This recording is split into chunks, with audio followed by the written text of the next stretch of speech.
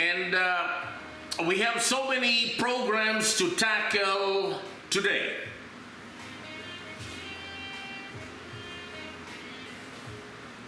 And as promised, ladies and gentlemen, they will all be tackled today. The first is the Philippine food security, and up to now, the family, the dirty family of JOJIE Angeles, a criminal back in the Philippines, continues to rape me, literally, here in the United States of America through his family members.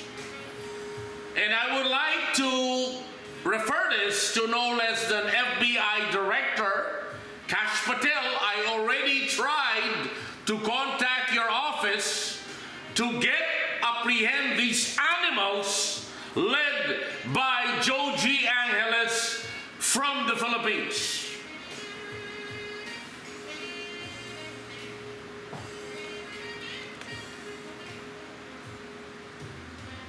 Unfortunately, I had the displeasure of meeting that guy in the Philippines and endorsed him with a company called San Miguel Corporation.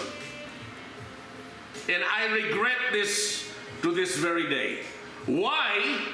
Because this animal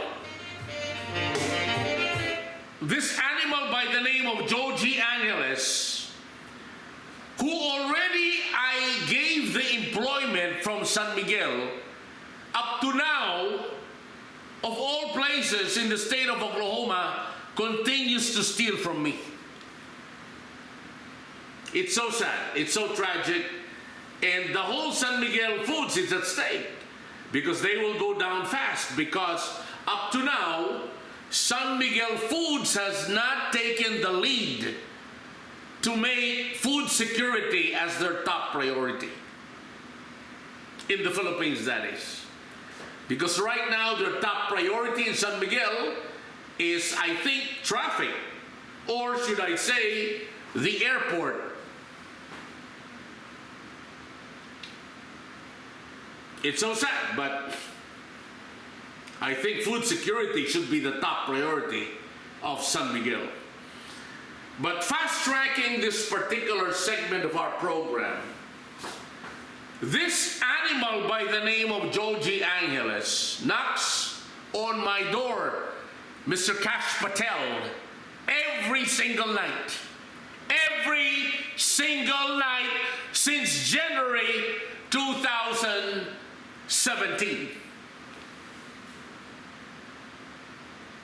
And as Secretary Marco Rubio would say, the visa of this animal should be revoked. Why? Because he's acting against U.S. national interest. Selling all my intellectual properties, all my documents, you know.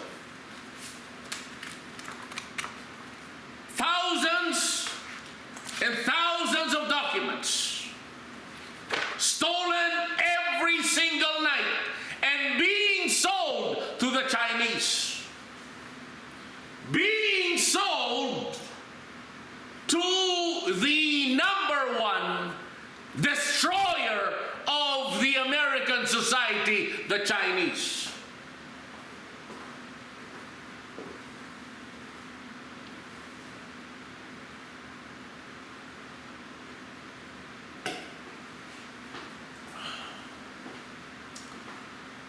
So to Secretary Rubio and FBI Director Kash Patel, ladies and gentlemen, I will be submitting the legal documents to prove this via an affidavit and a list of witnesses to make sure that these animals led by JOJIE Angeles, Wendell R. Managat, Hermes Cerdena, Eugene De La Paz, and the list goes on, will fly immediately back to the third world called the Philippines. Because they are here in the United States of America because I am here. I am here.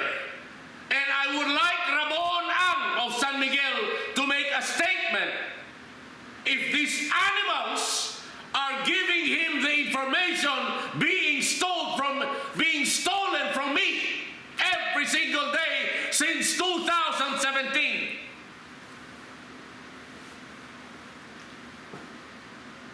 And I think this is of national interest to the FBI director, currently being led by Mr. Kash Patel, and Secretary of State, the great Marco Rubio. This is a matter of national interest. And to Lloyd and Nicholas Lewis, I don't know how you define kindness, but niloloko ka nito, mga hayop na ito, Lloyda. 2017, 18, 19, 20, 21, 22, 23, 24, 25, ngayon 26 pa, nagdanakaw pa rin! Nagdanakaw pa rin!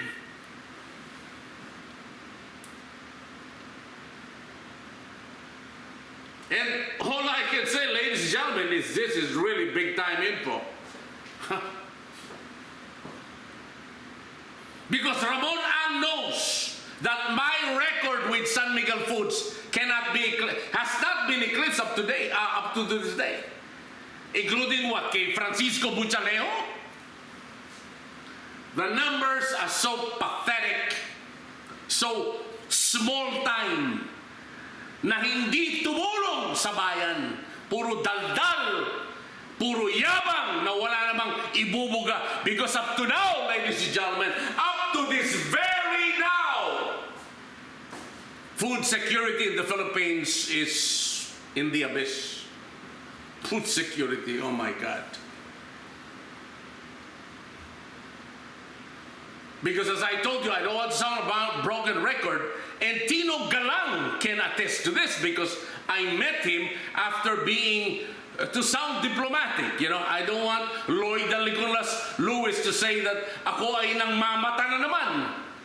When I was unceremoniously requested to leave the premises of San Miguel FLD Feeds and Livestock Division, ladies and gentlemen, I never said a word against any of these executives. But because of this rampant display of blatant pagnanakaw, endless robberies, I have to speak up. And they are even fooling Lloyd and Nicholas Lewis na ako pa ang nang mamata. I am the one being belittling them. It's the opposite. They are raping me every day. These worthless Filipino pigs who come to the United States to rob me incessantly. And I can prove this both in the court of laws in the Philippines and in the United States of America. And Frankie's Mendy. Frankie can attest to that. Francisco, the Honorable Francisco C.S. Mendy.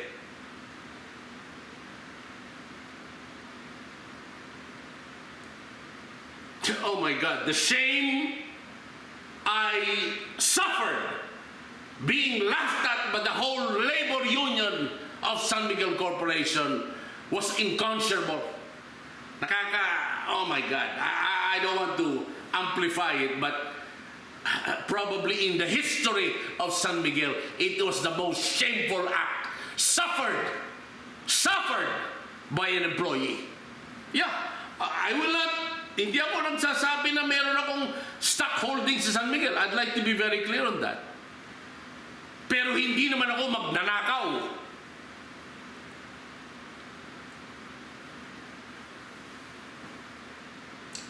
So, to surmise, to put it briefly, San Miguel Foods is not taking the lead to solve food security, ladies and gentlemen.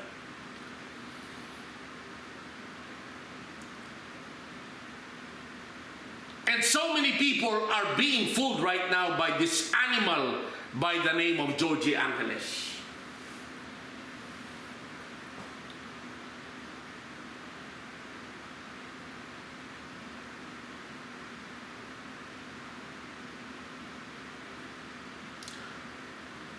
So where is the Philippines headed?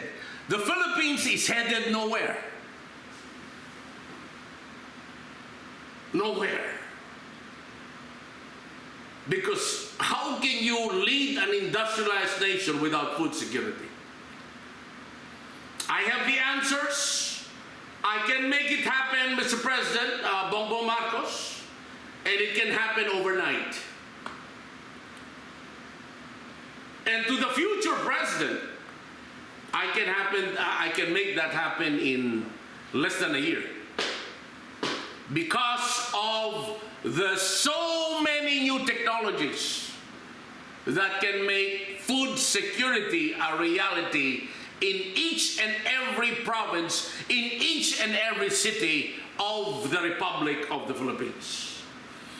But as long as you rely on this animal by the name of JOJIE Angeles, formerly of San Miguel Foods, then it's all over. Because he has been robbing me here of all places in the state of Oklahoma since 2017. In the state of California, I heard he was also doing it. I was there from 2000 to 2013. Ninanakawan na naman ako. Walang hiya na naman ako. And I would like Ramon Ang to make a statement. If I am telling the truth or not. Para malaman na ni Kash Patel, ang current FBI Director ng Estados Unidos. Para malaman na ang current Secretary of State ng Estados Unidos, Marco Rubio, kung sino ang nagsasabi ng totoo at kung sino ang nagnanakaw ng impormasyon galing sa registered company ni Gavin Bautista, Midwestern Business Advisors LLC. Para malaman na ng buong bayan kung sino ang makakasolve ng food security sa Pilipinas. Which, by the way, has been solved when I was there with San Miguel Feeds and Livestock Division from 1986, or 87 should I say to be exact, to 1989, after I was deliberately stabbed in the back by the group of Bayet Boris Mendoza, who I believe is related with the former Fed chairman of the United States of America, Ben S. Bernanke. Because, you know, so many Democrats and Republicans have had it, you know. They look down upon Filipinos as simply monkeys, but not me, as I would like to tell them. Not me. And I will carry the whole professional team of the Philippines towards, finally, towards food security. And I will not tell you, ladies and gentlemen, as to why Ramon Ang is developing this airport. I will tell you the real reason some other time. But ladies and gentlemen, to all my fans in the Philippines, I can lead the Philippines towards real, long-lasting food security at hindi na kailangan tayong umasa sa mga walang hiyang inchik na ito. Na araw-araw walang hiya tayo. Araw-araw inawasak ang pamilya natin. Araw-araw ay kumudruan tayo ng mga hayop na yan. Mga hayop na yan, mga inchik. And that's why the Philippines is nothing but a monkey republic according to so many white citizens of this great nation called the United States of America. so that everything is clear. Who are the liabilities and who are the assets of this great nation? Para malaman na natin kung sino mga hayop at kung sino magagaling. And ladies and gentlemen, I have only just begun because my brother, Attorney Juan Andres Bautista, the sensation of Harvard during his time, is being maligned by these Chinese through this Trojan by the name of Patricia Tisha Cruz. So ladies and gentlemen, I'd like to be very clear. If Ramon Ang is listening right now, why don't you solve food security? Because ladies and gentlemen, I will solve that overnight. I will solve that overnight because I already did. I already did when I was in Region 1. But yung nga, nagkapolitikahan nga eh. There was too much internal fighting which resulted into my exile. You cannot imagine how many death threats I suffered. And I practically was a regular, patient at so many medical centers because of the death threats, actual food poisoning, gunshot wounds, and the list goes on. The list goes on. So kung gusto mong paniwalaan itong si JOJIE Angeles na ito, di paniwalaan mo. Sa lahat ng mga taga San Miguel ngayon, ano ngayon?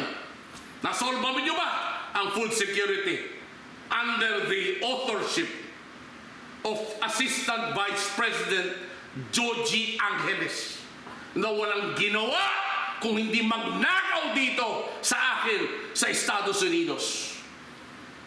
He has done nothing, ladies and gentlemen, but to steal from me day in, day out.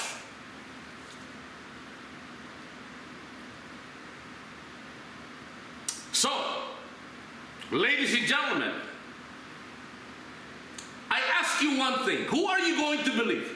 Ramon Ang and JOJIE Angeles? Or me? Sino paniniwalaan mo? SM, Schubert, ayan. Robina, Gokong Wei, Robinsons. Ano pangalan ito? Si Lance, Gokong Wei. Sino paniniwalaan mo? Para masulba na itong punyetang problemang ito.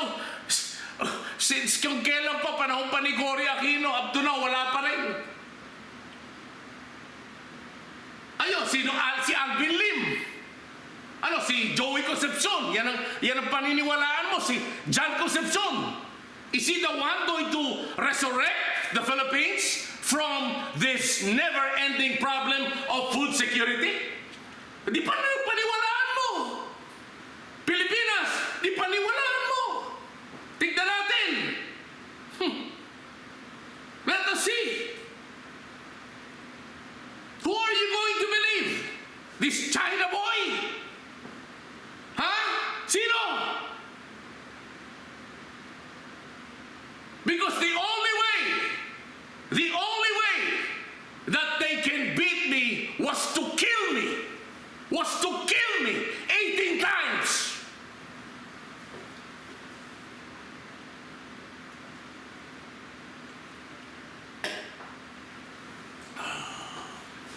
Times of actual murder against me. And that's why I'm here in Oklahoma. I am on self-exile. And to Secretary Marco Rubio, anytime I can fly to Washington, D.C. and swear by oath,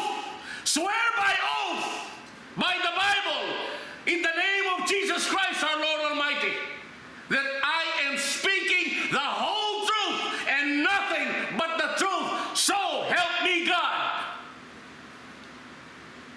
Together with, of course, the Honorable FBI Director, Kash Patel. These Filipino animals must be deported effective immediately to save America against China.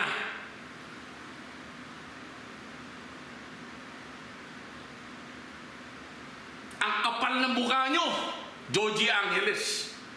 Talagang mga, oh my God, there is no Tagalog word for that. Managat, oh my God, you know. Is that the Filipino citizen, American citizen we want in America? Oh my God. Oh Almighty Lord. Is that the quality we want? Because in the first place, they cannot even speak English. In fact, they do not want America. They ridicule America. So they're here because somebody let them in here, probably John Marie Concepcion or Ramon Ang, to steal from me. To steal from me. That's the reason why they're here.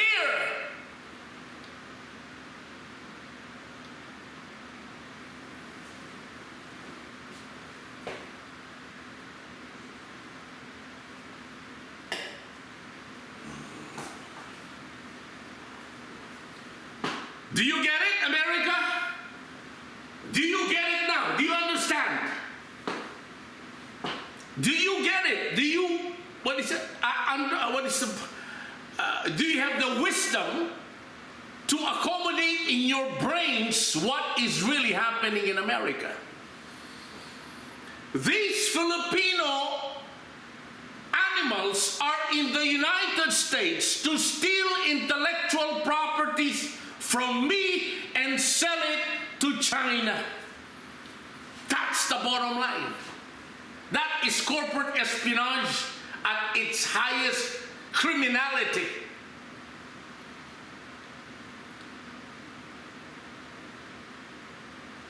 And of course, they follow me wherever I go. Like, it's called paranoid economics. They bump my car, they hit it, they slam it. That's why insurance is so high. Because of these animals. Because of these worthless pigs.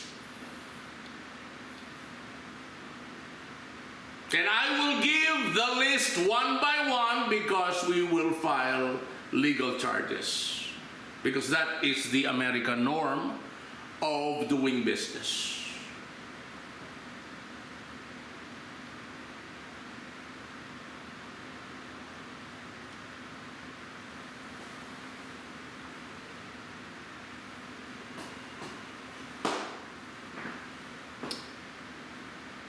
If you have any questions, feel free to give me a call anytime at 405-503-8511, and I will give you the direct answers to your questions. Also, I would like to share my email at superdeals1494@gmail.com. One more time, ladies and gentlemen, superdeals1494@gmail.com.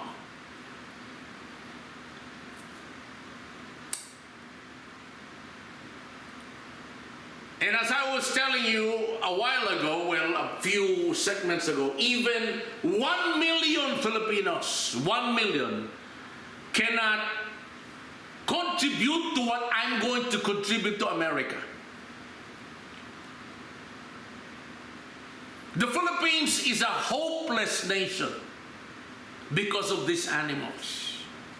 The Philippines is an entirely hopeless, sick man of Asia because of the likes of Wendell R. Managat and JOJIE Angeles, Eugene De La Paz, and the list goes on. Because in the Philippines, as the group of Dandingko Wangko would say, baligtad. What does that mean? It's the opposite. If you're smart, you get killed. If you contribute something to society, you're corrupt.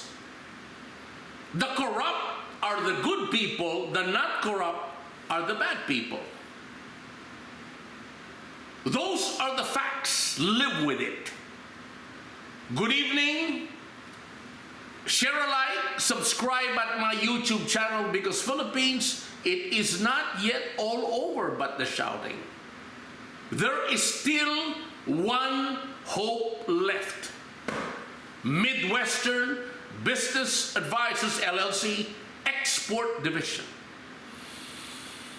Again, my number is 405-503-8511. Thank you. Good evening. Gavin Bautista, your host at the Prosperity Channel, and our YouTube address, or should I say channel, is simply Gavin Bautista at Gavin Bautista Latest Updates 91.com.